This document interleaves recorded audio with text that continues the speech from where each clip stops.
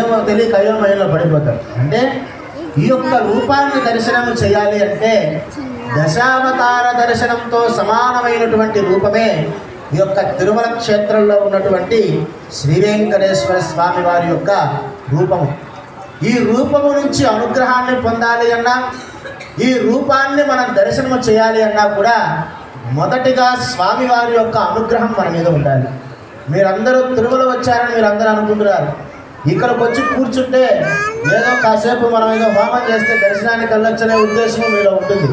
ఆన్లైన్లో టికెట్ చూసుకున్నారండి, 1600 అన్నారు, పోతే పోయింది, ఇక్కడ కూర్చుంటే దర్శనం అవుతుంది, స్టాంప్ వేస్తారంటే అనుకొని వచ్చామనుకోవచ్చు అనుకునే వాళ్ళు ఉంటారు.